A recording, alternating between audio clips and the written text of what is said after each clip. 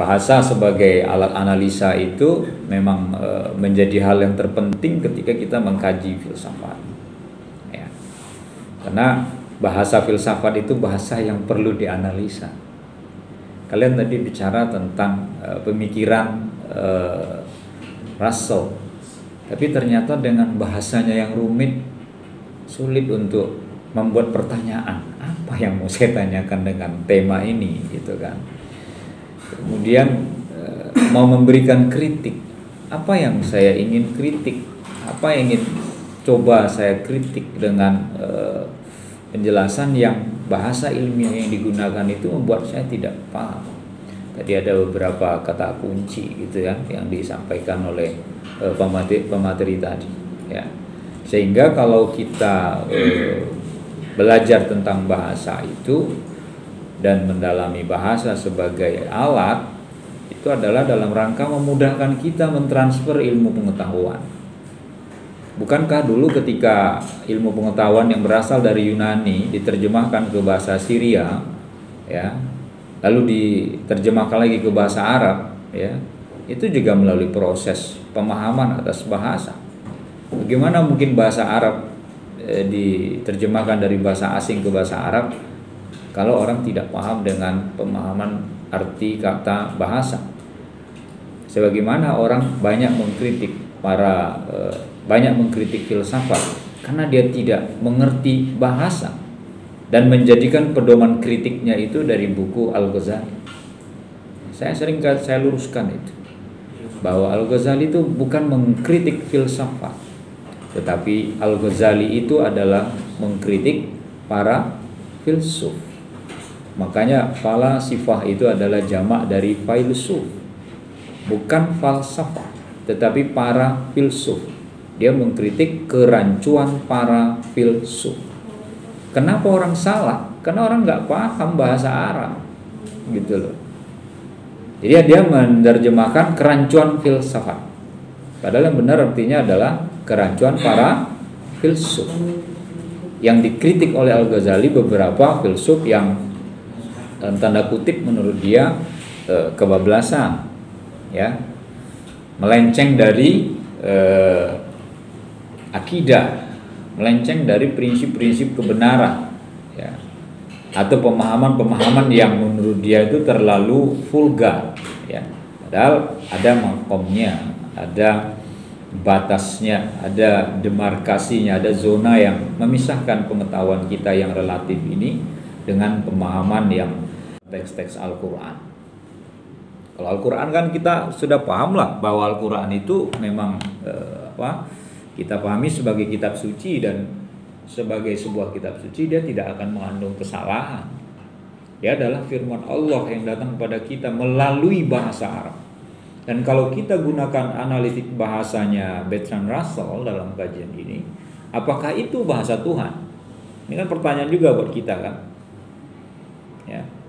Kalau kita orang rasional yang mengatakan itu bukan bahasa Tuhan, Al-Quran itu bukan bahasa Tuhan. Al-Quran itu adalah bahasa manusia, yaitu bahasa Arab yang dipakai oleh Nabi Muhammad karena beliau adalah bangsa Arab, gitu loh. Bahasa Tuhan itu tidak sama dengan bahasa manusia. Disinilah fungsi Jibril itu sebagai translatornya, yang mentranslate bahasa Allah ke bahasa manusia, yaitu bahasa Arab. Sini kita harus pahami. Kalau sama, oh Tuhan itu ternyata bahasa Arab, dia sama dong Tuhan dengan kita. Padahal Tuhan itu gak sama dengan kita, ya kan? Masa Khalik dengan makhluknya sama, yang diciptakan dan pencipta sama? Tidak. Bahasa ya harus dipahami ya. Ada apa sih dengan bahasa? Kalau sederhananya kita memahami, bukanlah sesuatu yang muncul tanpa tujuan. Jadi bahasa itu punya tujuan loh ya. Setiap frase dan diksi di dalamnya mengandung tujuan.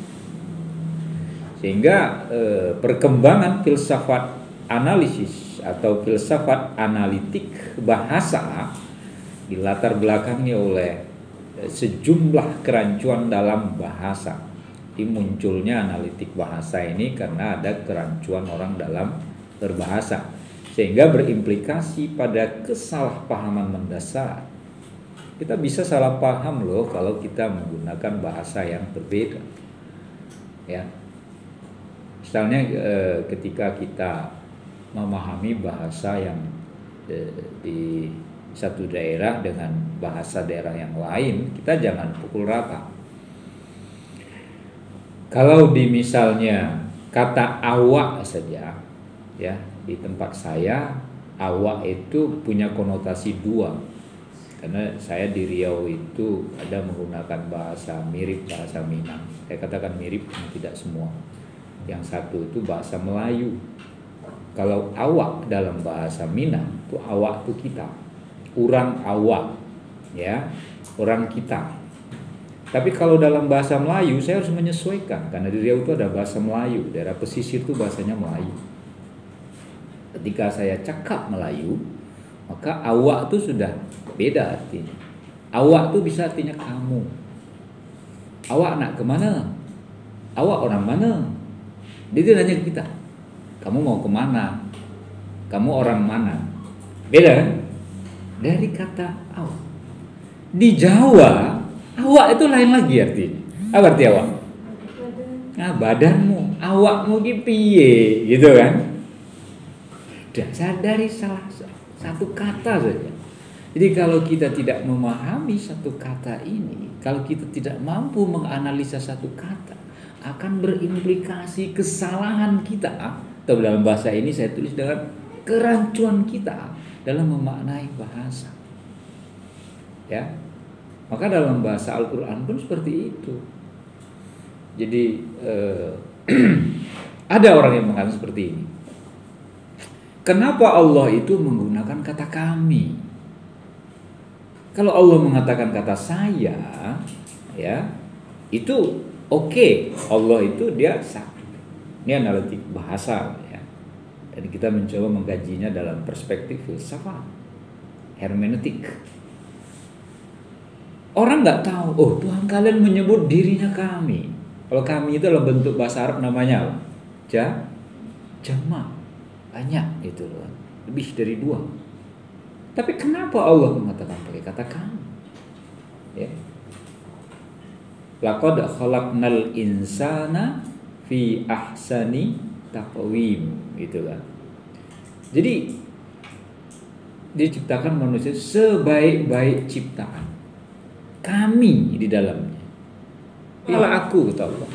Ternyata kalau dari pengertian analisis bahasa, ketika Allah mengatakan khalaqana, karena proses penciptaan, kami menciptakan, di situ bukan hanya Allah yang berperan, tetapi juga manusia. Bagaimana proses penciptaannya itu?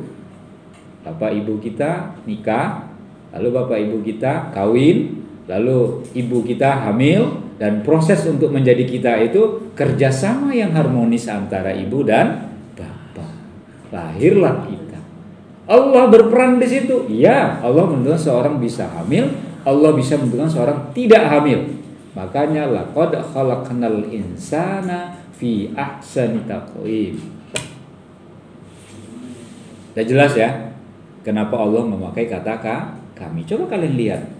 Ketika Allah mengatakan kata kami, di situ ada peran selain Allah.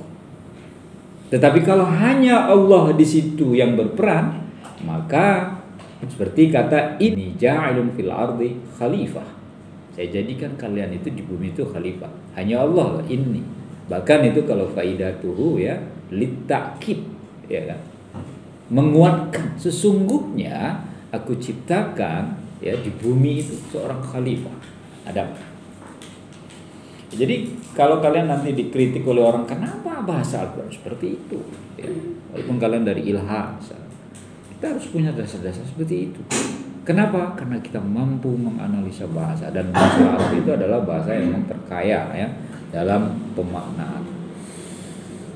Lalu kemudian kalau kita membahas tentang Bertrand Russell ini, dia merupakan filsuf kontemporer ya, yang belakangan ya. Dan ruang lingkup pemikirannya cukup luas. Ada matematika, ya, filsafat analitik, ya, bahasa, sosial, politik, sejarah filsafat, hingga persoalan agama. ya. Sehingga filsafat Russell ini juga mempengaruhi banyak pemikir-pemikir lain, baik dari filsafat, ilmu sosial, matematika, dari berbagai macam bangsa dan negara. Ya, kita membahas analitik bahasanya.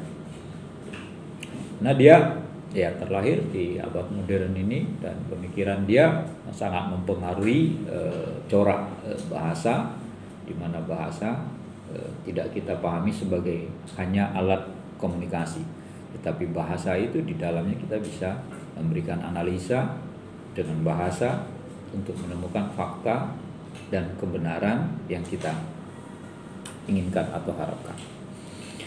Asal menawarkan sebuah penerjemahan secara gramatikal bahasa yang ketat dengan logika, bahwa setiap pernyataan yang mungkin saja tampak menyesatkan dalam bentuk-bentuk yang tepat dan logis, yang menggambarkan filsafat sebagai suatu wilayah pemikiran manusia yang berada di antara teologi di satu sisi dan pengetahuan di sisi lain.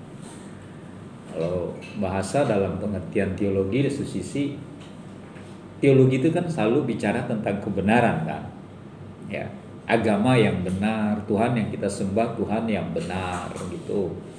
Kemudian agama itu mengajarkan logika yang benar kepada kita. Filsafat dapat dikatakan seperti teologi. Kenapa bisa dikatakan tadi antara logika dan teologi ya? Karena sifat dan watak filsafat juga berisikan dunia spekulasi, spekulasi tentang pengetahuan yang pasti, namun ia tidak dapat dipastikan. Pasti tapi tidak dapat dipastikan. Anda berbuat baik, masuk surga kata Allah kan. Innallaha la yukhliful mi'ad, ya. Orang-orang yang beramal baik itu dia berdasarkan ayat itu Allah tidak akan menyalahi janjinya. Sebagai ilmu pengetahuan, karena cara kerja filsafat memang mempengaruhi atau mengarah dan memfungsikan akal sebagai layaknya ilmu pasti. Bahwa dalam filsafat itu cara kerja filsafat mengarah pada akal yang berkaitan dengan kajian ilmu pasti. Sudah terbukti kok kebenarannya. Apa contohnya? Para saintis, astronom misalnya, itu bisa memprediksi kapan terjadi gerhana bulan misalnya kan, kapan terjadi gerhana matahari, dan bahkan lebih hebatnya di wilayah-wilayah mana saja terjadinya gerhana. Kayak kita kemarin kan pada sholat gerhana nggak kemarin? Nah, gitu dong ya, sholat gerhana kan. Nah jadi itu kan hebat, itu kan ilmu pasti. Kejadiannya pun berapa lama kalau di Jogja, berapa lama kalau di luar Jogja, itu dengan eksakta ilmu pasti manusia bisa. Ya, nah memang Tuhan itu menciptakan alam ini tidak asal. Ada rumus logika yang Allah berikan kepada kita. Walaupun logika yang kita tangkap itu hanya sebagian logika Gusti Allah yang bisa kita pahami, gitu kan. Coba kalau kita misalnya mengatakan, kenapa harus ada gempa, ya kan? Ternyata gempa itu terjadi untuk menjadikan posisi bumi itu tetap stabil. Jadi gerakan-gerakan itu untuk menstabilkan posisi bumi. Kalau dia tidak bergerak, dia statis, dan kita tahu sendiri bahwa pusat bumi itu sangat panas dan penuh dengan lempeng-lempeng itu, dan kalau dia tidak bergerak maka dia bisa meledak. Itu teorinya begitu yang saya baca. Sehingga harus ada sesar itu, lempengan itu dia harus bergerak secara dinamis untuk menuju pada posisi yang stabil. Jadi Allah memberikan hikmah kan kepada kita. Makanya ketika kita dengan bencana gempa, kita bukan lari, bukan menghilangkan gempa. Gempa nggak bisa kita tahan, nggak bisa kita lawan. Tapi yang kita lakukan apa? Menurut teorinya adalah mitigasi terhadap terjadinya bahaya gempa, meminimalisir terjadinya korban jiwa dan korban harta. Seperti yang terjadi baru-baru ini di Cianjur ya. Semoga tidak mempengaruhi kita makan beras Cianjur gitu kan. Karena beras Cianjur itu kan beras yang enak. Kita ambil hikmahnya di situ. kalau Jogja ini, Merapi ini nggak meletus dia dalam siklus beberapa tahun, pasir itu akan mahal harganya. Iya. Tetapi karena Merapi dia itu meletus dalam siklus beberapa tahun, sehingga pasirnya itu datang ke dekat Muntilan, datang ke dam-dam di Sleman sini, ke Boyolali, ke Klaten, orang tinggal ngeduk. Allah keluarkan tuh dari perut bumi. Subhanallah. Iya, betul itu. Jangan lupa abu dari Merapi yang konon panasnya berapa derajat Celcius itu, setelah nanti sekian minggu, sekian bulan, itu sangat menyuburkan lingkungan yang kena oleh abu Merapi. Tak ada yang sia-sia. Logika Allah tuh logika yang pasti, ya kan? Maka kalau Allah memberikan itu sebagai peringatan, oke, ya kita boleh eksploitasi hutan alam, tapi ya jangan terlalu berlebihan. Toh Allah juga menjaganya seperti itu untuk kita. Gitu. Oke, berikutnya ya dari pandangan Russell ini, bagi Russell ya, filsafat klasik adalah prototipe dan cara berfilsafat yang masih buram. Jadi dia mengkritik karena analisa bahasa waktu itu belum dipertajam. Maka dia menawarkan teori dia salah. Filsuf itu begitu. Untuk memunculkan pemikiran baru, dia mendiskreditkan pikiran yang lama. Dan yang dia lakukan seperti itu. Dengan mengatakan filsafat klasik itu buram, kurang terang, kurang tajam penglihatannya. Di mana batas khayal mistisisme dan penggunaan logika empiris masih bercampur baur. Itu kritik dia. Khayalan mistik yang dimaksud Russell adalah seringkali proposisi bahasa filsafat klasik kerap menggunakan bahasa metaforik yang cenderung bersifat metafisik, sulit dipahami. Kalau bahasa-bahasa metafisik itu kan bagi orang awam kan sulit. Tema, misalnya kalian besok diminta tolong Mas, Mbak, bahas tema tentang surga dan neraka. Kalian hanya mengabarkan surga itu kenikmatan isinya, neraka itu balasan. Russell mencoba menjelaskan kepada kita bahwa bahasa-bahasa itu kadang-kadang ada yang metaforik, yang sulit untuk dijelaskan karena dia sangat berkaitan dengan metafisik. Disitulah peran bahasa untuk menganalisa. Kalian harus bisa bedakan mana bahasa kitab suci dengan bahasa sehari-hari. Kalian harus bisa bedakan mana bahasa kitab suci dengan bahasa karangan dalam buku yang ditulis oleh kita manusia. Itu beda, kalau analisa bahasanya beda. Ya kan? Bahasa kitab suci itu penuh makna. Kita bicara dengan Al-Quran saja kita nggak tahu arti kata alif lam mim. Kita hanya tahu terjemahannya, Allah lah yang tahu apa maknanya, kita nggak tahu. Ya Yasin kita kan, apa itu Yasin berarti tahu kita kan, walaupun itu bahasa Arab, walaupun kita mendengar orang banyak menggunakan namanya siapa, Muhammad Yasin gitu kan, tapi Yasin itu artinya apa nggak tahu gitu. Nah itu kitab suci, kita nggak paham ya. Pada poin ini saya ingin katakan bahwa filsafat dan bahasa dalam pandangan Russell itu sebenarnya dalam arti tertentu dipandang sebagai suatu bahasa. Filsafat lah ya.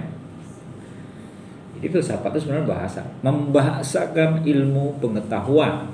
Filsafat itu. Makanya ketika orang berfilsafat itu, orang itu sebenarnya dia berpengetahuan. Ya.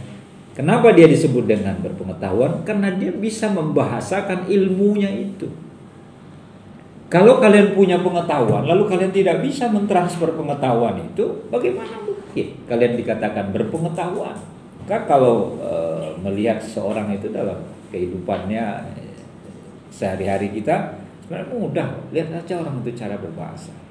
Kalau orang itu ngomongnya itu kata-katanya jorok gitu ya, kata-katanya menyakitin orang saja, berarti itu dia tidak orang berpelajar itu. Ya, tidak orang berilmu itu. Tapi kalau orang itu bicaranya bijak, kata-kata yang diucap itu bagaikan quotes ya, nah itu orang bijak tuh, itu bisa menilai kok. Soalan bahasa yang bikin resah, ini ada dia bikin statement yang membuat kita, saya suka ini istilah, bahasa itu bikin resah menurut dia. Kok bisa? Nah ini, Menurut Russell, persoalan bahasa ya sama seperti apa yang dirasakan oleh Ludwig Wittgenstein yang sudah saya kirim ke kalian videonya, bahwa begitu banyak pernyataan filsafat yang membingungkan, rancu, bahkan cenderung menyesatkan. Nah, kok bisa gitu kan? Nah, kerancuan yang menyesatkan itu kerap ditemukan dalam neo-Hegelianisme, ya, aliran filsafat yang menganut idealisme Hegel, ya. Karena tiadanya tolak ukur yang jelas yang dapat menentukan apakah suatu ungkapan bermakna atau tidak. Maka dari keperluan akan bahasa ideal bagi filsafat sungguh tak dapat ditolak. Bahasa yang bermakna tentu saja yang dalam bahasa filsafat ilmu itu kita sering sebut dengan meaningful, ya, kaya akan makna. Singkat sih kata-katanya tapi bermakna. Kalau kalian mau memberikan pandangan muter aja, orang nggak bisa menangkap apa yang harus ditangkap dari pembicaraan kita.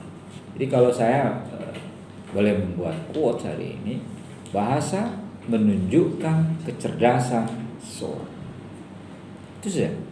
Kenapa? Karena orang yang cerdas itu cara bahasanya beda. Makanya kalau kalian itu bahasa, kalau kita kan menyebutkan intelektual ya, wah ini bahasa intelek ini, kalau gitu kan. Bukan bahasa kalau debat itu kayak debat kusir, mau menang sendiri gitu kan. Orang itu kan adu argumen, adu otak, ya. Adu argumen itu kan kita menggunakan cara berpikir yang benar. Maka orang-orang dulu itu hebatnya di situ, ya. Para alim ulama, para mutakallimin, para muhaddisin, kemudian para fuqaha, mereka tidak mau menyalahkan pandangan-pandangan orang sebelumnya. Kalaupun mereka berbeda dengan pandangan-pandangan sebelumnya, mereka tulis dalam sebuah karya buku.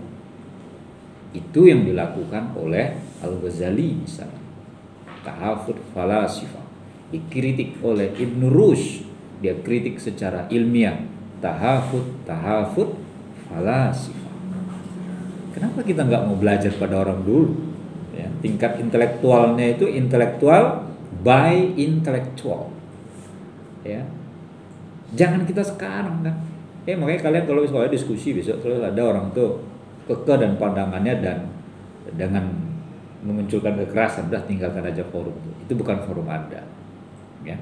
Anda ada orang terpelajar, ngapain buang-buang energi untuk gitu-gituan. Oke, kemudian analitik bahasa dan metode filosofis. Bagi Russell, ini kata kunci kita hari ini ya. Bagi Russell bahwa bahasa, ya, analitik bahasa dipandang sebagai sebuah metode filosofi sehingga pada prinsipnya mereka juga menerima kemungkinan filsafat tematis meskipun mereka tetap curiga, ya. Nah, sejalan dengan Wittgenstein yang kemudian membuat analitik sendiri, ya, menjadi suatu filsafat eksklusif. Nah, filsafat baginya hanya dapat dipertanggungjawabkan sebagai suatu metodologi, yakni sebagai analisis bahasa, critic of language, itu dari Wittgenstein. Tapi bedanya dia dengan Wittgenstein bahwa analitik bahasa yang dia gunakan itu adalah bahasa dipandang sebagai sebuah metode filosofis. Kalau dia sebagai metode filosofis, maka metode yang dia gunakan itu apa? Analisis bahasa.